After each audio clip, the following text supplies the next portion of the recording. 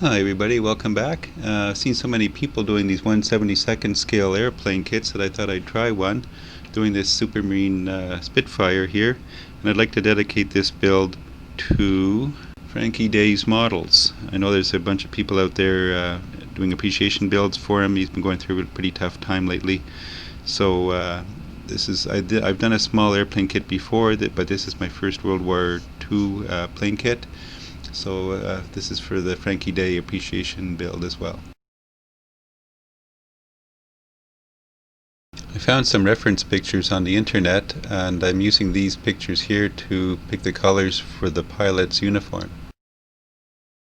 This is a tip I got from Chris Chapman to use LA Totally Awesome Mop and Shine for a clear matte finish. I hand painted all this build with craft acrylics.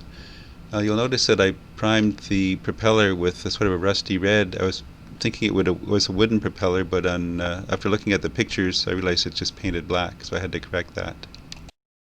Well, I've started the assembly on the Supermarine Spitfire. I've got the wings on each side, front and back. The glue's drying on that. I put some Stynylrez red oxide primer on the propeller to give it a base for the color coat. And I painted the wheels, and as you've seen in previous pictures, I've painted the pilot. As this is my first aeroplane build, I thought I'd better do a lot of test fitting to make sure everything works the way it's supposed to, because the instructions here are not very clear. It just shows the pilot going against that pin there, and that's all it says. You'll notice here there's another sort of double pin here and a little notch here in the floor. So I found that if I set the pilot in, his head sticks up too far and interferes with the cockpit, the canopy. So what I found is that I had to notch the bottom of his seat and taper it down a bit. Let me focus here a bit.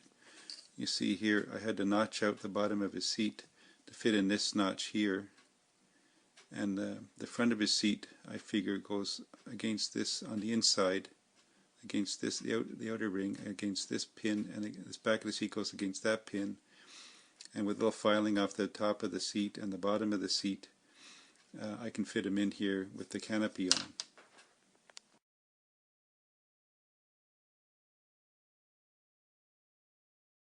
And as you saw from the previous pictures, I got the pilot located in place. I snapped the two sides together, and they did snap together. The seams line up nicely. Originally I had a gap in the bottom seams until I filed the bottom of his seat a little narrower. And now I can take the canopy, although it doesn't fit very well. It'll go on now over top of his head. There's still going to be a little bit of a gap.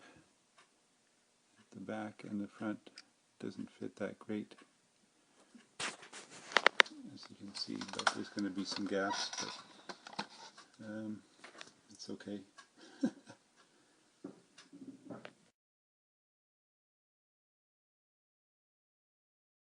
I brushed some Vallejo light gray primer on the bottom part of the plane and some Stynylrez darker gray primer on the top half of the plane.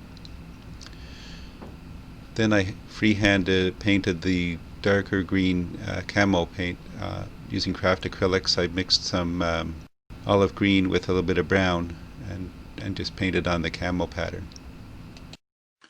So I finished the Supermarine Spitfire Mk1X. It's all done up here. It's all done with craft acrylics, brush painted by hand. The propeller does turn. It's a little stiff because of the paint and primer on it, and the sealer, clear sealer. Brushed Future over it. The decals went on quite well.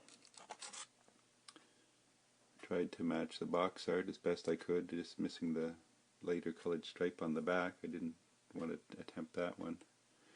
Figured I'd gotten it pretty good so far. Just letting the glue on the wheels dry. So that's it for now.